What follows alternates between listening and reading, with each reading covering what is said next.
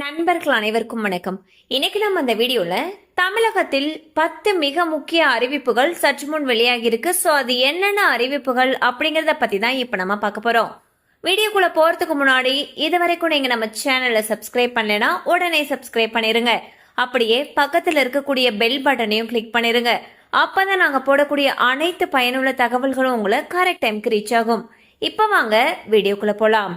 ஹாஸ்பிட்டலுக்கு தடையில்லா மின்சாரம் வழங்குமாறு ஊழியர்களுக்கு டிஎன்ஏபி உத்தரவிட்டுள்ளது. சென்னை உட்பட பல மாவட்டங்களில் அறிவிக்கப்படாத மின்வெட்டு இருப்பதாக குற்றச்சாட்டுகள் எழுந்துள்ளன. எபோலா வைரஸ் பரவலை தொடர்ந்து மத்திய அரசு ஒரு முக்கிய அறிவிப்பை வெளியிட்டுள்ளது. வைரஸ் வேகமாக பரவி வரும் காங்கோ, உகாண்டா மற்றும் தெற்கு சூடான் ஆகிய நாடுகளுக்கு தேவையின்றி பயணம் செய்ய வேண்டாம் என்று எச்சரிக்கை விடுத்துள்ளது. கோவையில் பாலியல் வன்கொடுமை செய்து படுகொலை செய்யப்பட்ட சிறுமியின் பெற்றோருக்கு முதலமைச்சர் திரு விஜய் அவர்கள் போனில் ஆறுதல் கூறி குற்றவாளிகளுக்கு கடும் தண்டனை பெற்றுத்தரப்படும் என்று உறுதியளித்தார். விவசாய அடையாள எண் பெற மே 31ஆம் தேதிக்குள் உழவர்கள் தவறாமல் பதிவு செய்ய வேண்டும் என்று தமிழக அரசு உத்தரவிட்டுள்ளது. கூட்டுறவு வங்கிகளில் வாங்கிய விவசாய கடன் விரைவில் தள்ளுபடி செய்யப்படும் என்று கூறப்படுகிறது. பொதுமக்களிடம் ரேஷன் கடை ஊழியர்கள் அன்பாக நடந்து கொள்ள வேண்டும் என்று அமைச்சர் திரு காந்திராஜ் அறிவுறுத்தியுள்ளார். ரேஷன் அட்டைதாரர்களுக்கு சரியான எடையிலும் தரமான முறையிலும் அரிசி, பருப்பு உள்ளிட்ட உணவுப் பொருட்கள் வழங்கப்பட வேண்டும் என்று தெரிவித்தார். தமிழகம் முழுவதும் 3 நாட்களில் 844 ரவுடிகள் கைதாகியுள்ளதாக போலீஸ் தெரிவித்துள்ளது.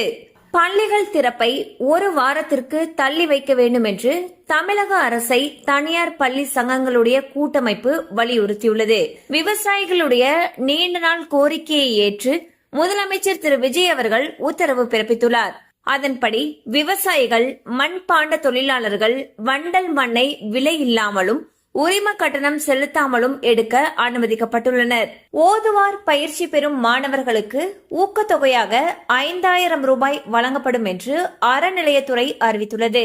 நாட்டில் பெட்ரோல் மற்றும் டீசல் தட்டுப்பாடு நிலவுவதாக பரவும் செய்திகள் உண்மை இல்லை என்று IOCL தெரிவித்துள்ளது. 5 ஏக்கர் வரை நிலம் வைத்துள்ள விவசாயிகளுடைய வேளாண் பயிர்க்கடன் தள்ளுபடி செய்யப்படும் என்று தாவேகா தேர்தல் அறிக்கையில் வாக்குறுதி அளித்தது.